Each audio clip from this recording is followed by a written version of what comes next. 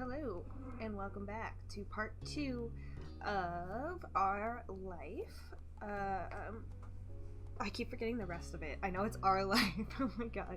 But anyway, welcome back. We're gonna do the second part. I don't know where I heard that this was a shorter game. It is definitely not. But we're gonna give it a go. Keep going with it. I'm interested. I want to see what happens. Also, welcome to... Oh, I'm backwards. Welcome to the cat. I don't know if I can show her at all. There we go. Just hanging out. So, let's give this a go. Check things out. What is shopping? Oh. I don't know what I did. Come back before it gets dark, alright? Sport. The familiar voice drifted across. I wish I, knew what I did, though. Yeah. Hold on. Grown up, long day. Sandcastle. Oh, I guess it's in order. Okay. Yeah, so we'll go shopping. Come back before it's dark, alright, sport? The familiar voice drifted across the street and drew your attention away from the snail you've been watching inch slowly across the pavement. Cove waited in front of his dad, pushing his green hair back from his face from where the breeze was blowing it off over his glasses. So I guess you could go short, just see different parts, but we're still looking at an hour or so each. But we'll check everything out. So it'll be a full series, hopefully. Cove waited in front of his dad, pushing his green hair back, from where the breeze blew into his glasses. He looked to be paying only a mild amount of attention as he was being handed a few slips of green paper. It reminded you of when you'd first met Mr. Holden, although he's probably not paying Cove to be friends with himself. Cove's dad seemed to feel your gaze somehow, or maybe you made a noise, because a second later his eyes were on you. He waved you over with a smile. He looked happy to see you, but you still feel a little weird for getting caught. You've got to learn to be a bit more sneaky. Kitty, you're not making this easier. I'm not gonna lie. You brushed your hands together to free them of sand, then jogged over to join the two. Kitty! How's it going? Good to see you again. What excitement are you up to today, Jamie? Can I do space? Okay, good. Nothing. Exciting. You toed the pavement in front of you. It would be nice to tell them about the snail you found, but you didn't know if they liked snails. Decent kid issues right there. After you finished answering the questions, Mr. Holden's attention returned to Cove, who was preoccupied with folding the bills he had into teeny rectangles.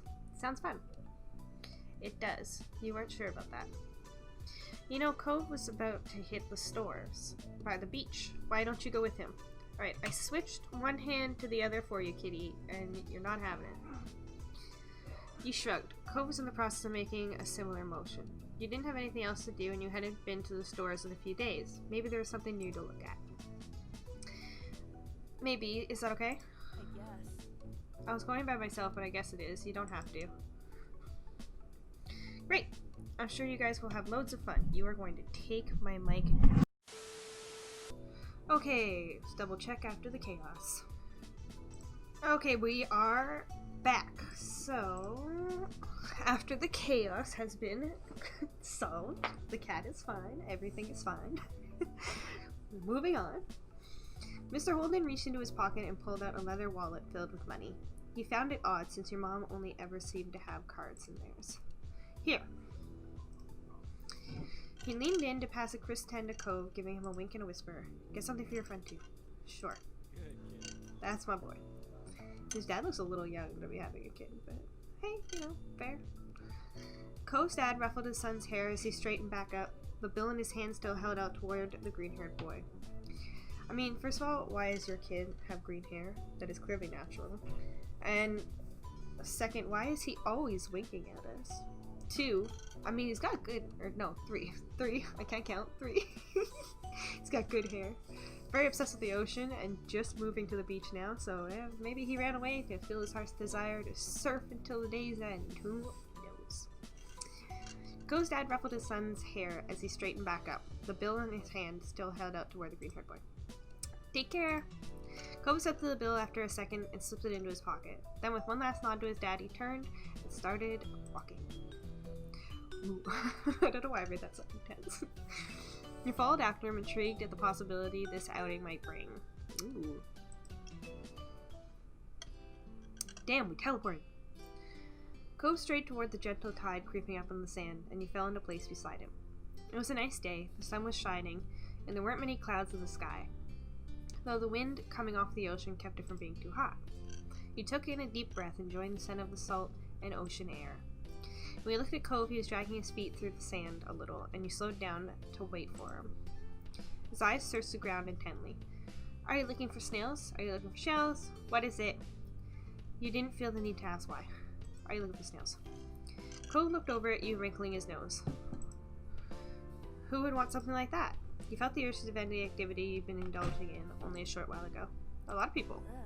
No way. They're weird, and you can't take them anywhere, because they're bugs. You have to leave them alone. Cove chuckled to himself, and that ended the discussion. He can think what he wants, and you'll think your own things. The comforting sound of the waves filled the silence with pleasant white noise, and you played a little game with yourself as you walked along, getting as close to the water as possible without getting wet.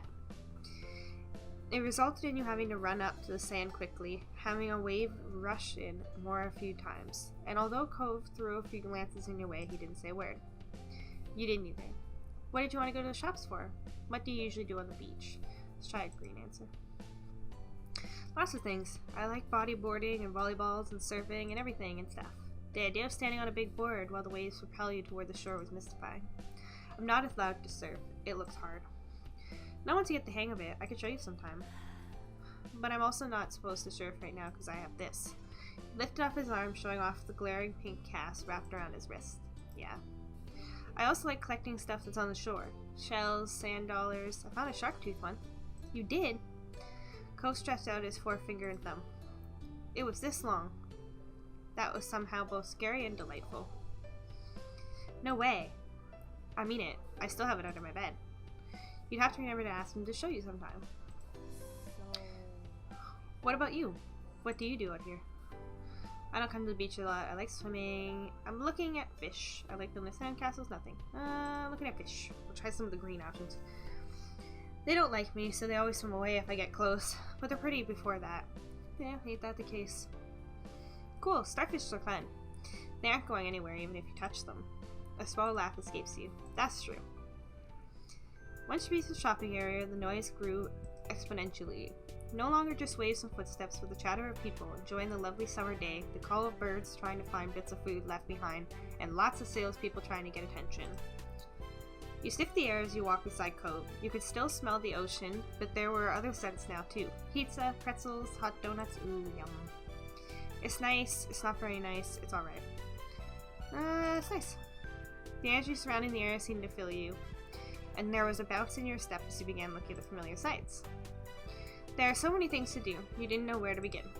Getting moving down to this music. Okay. You looked at Cove, hoping he was just as excited as you were. Cove was glancing from one side of the street to the other with a look in his aquamarine eyes that you couldn't quite work on. Or work out? What's that? Cove pointed to a large crowd of people gathered near a few tables with large colorful umbrellas blooming from their middles. You can't see past the adults who are blocking the way, but you know there was something worth seeing. Without unaware, the two of you hurried over to see what all the commotion was about. Feast your eyes on the amazing Alexander. In the center of the crowd was a man with a tall hat and a funny green coat that had 3 long tails. There was a little table next to him with a cloth hanging over it read, "The Amazing Alexander," in glittery golden script. Why tell people his name if it's already on a sign? Cove hummed with understanding, then turned to walk away, just as the amazing Alexander began shuffling a deck of cards. You bit your lip, reluctantly started to follow after Cove again. You continued looking over your shoulder, however, wanting to see as much as you could before you got too far away. Hey! Not watching where you were going proved to be a bad idea as you bumped right into Cove. Oh, sorry. Did you want to stay or something? If that's okay. He barely lifted his arm off his side before returning them to place. You could have said so. With that it began, the magic man pulling one card out of the deck, showing it off to the curious onlookers. It was a 4 of diamonds. Watch closely. You did, squeezing through a few of the adult onlookers to get a better look. You.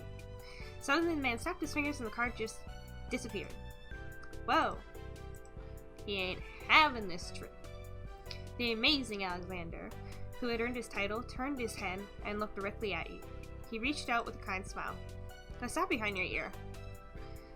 Tell me, This had to go somewhere, and you need to find out. He smelled like popcorn and candy when he stepped closer. It was great. He felt a tug, and then he pulled the 4 of diamonds out from behind your ear. What? You knew it couldn't really have come from your ear, but you still didn't get how he'd done it. There was a light applause from the crowd, and the man gave a deep bow. This is for you. Mission plucked a pair of balloons from a clump of them tied down to his table, but there was a shape of a dolphin instead of being a normal circle. And one for your friend, too. Thanks for being my assistant. Wow! Now you're really... Oh, whoa. After that, he went to someone else in the crowd.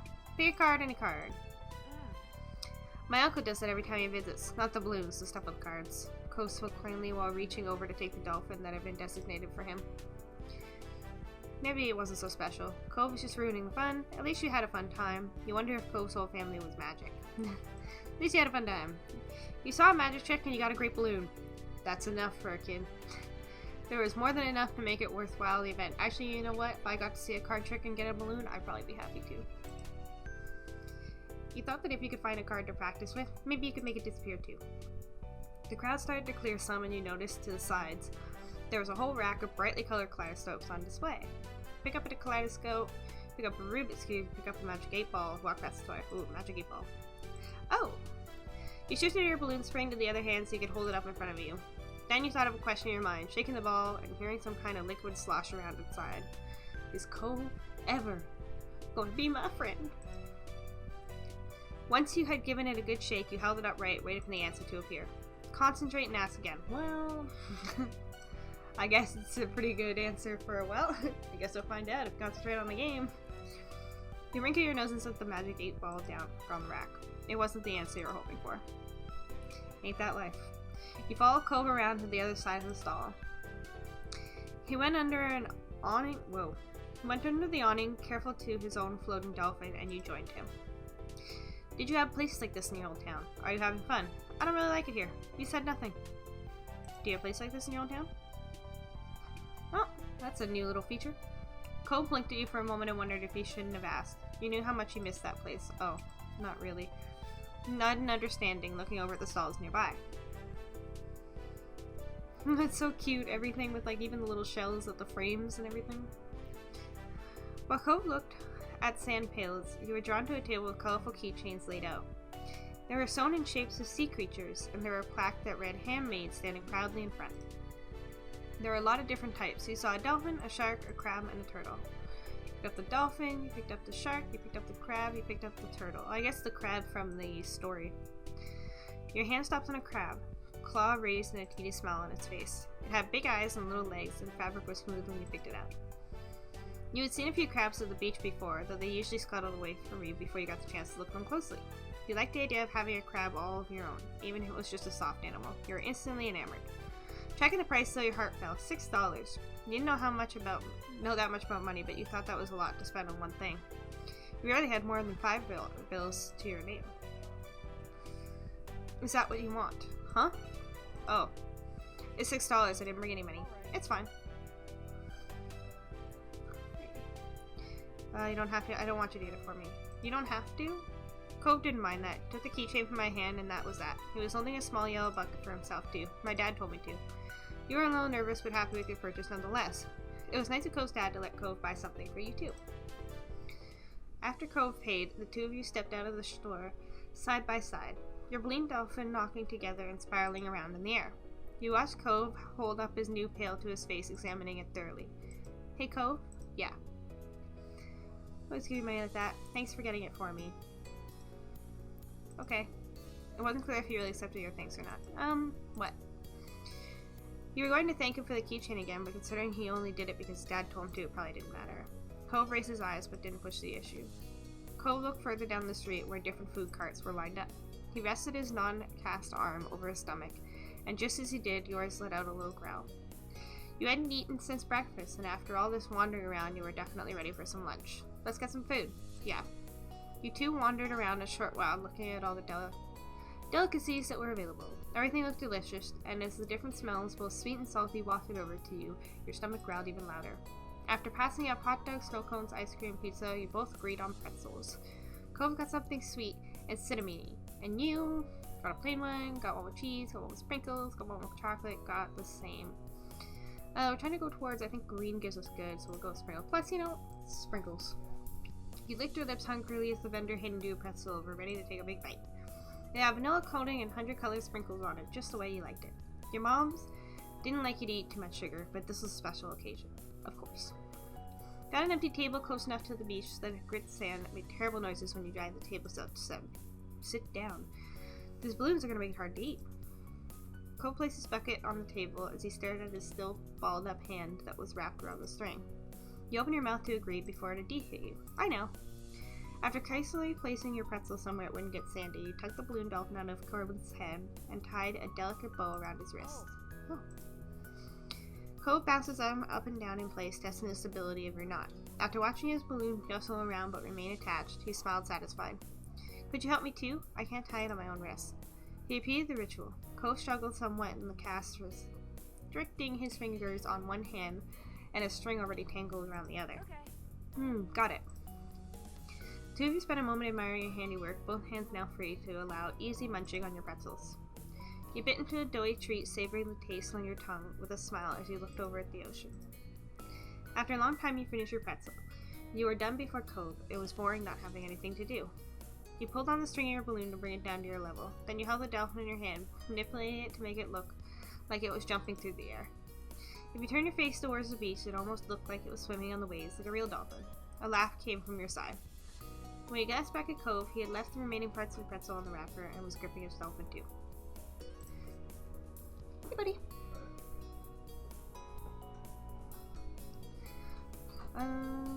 Okay.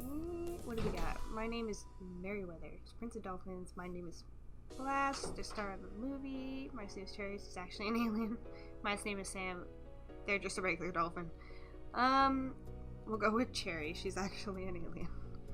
When no one is looking, she transforms back into her true alien self. She has purple skin and 10 eyes. You sighed, wishing you could meet a real-life alien. What's yours? Cove considered this question, placing the balloon against the table and resting his free arm across it in contemplation. It's... With a loud pop, Dolphin exploded into ribbons. Oh no! For a second, all Cave did was gap in shock, like you. Then his cheeks puffed, squinting his eyes, and you saw tears start to glisten. You made a joke, you offered to find Alexander, you offered to give him your balloon, you didn't say anything, he would be alright. Oh, give him my balloon. You could have my balloon instead if you want it. Cove looked over at you, frowning. I don't want yours. Oh. You felt bad for Cove, but you're secretly glad. You really liked the little dolphin and you weren't too eager to give it up. Cove spent the rest of the outing sniffling and didn't say much else. I feel like I'm messing this up, but I don't know what to do. I do the nice option and Sunny doesn't like me. So the passing of Cove's balloon was the last major event of your adventure.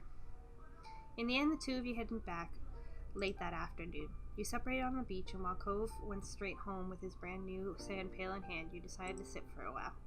You watched the waves and the sunset, fiddling with your new keychain. Another summer day was drawing to a close.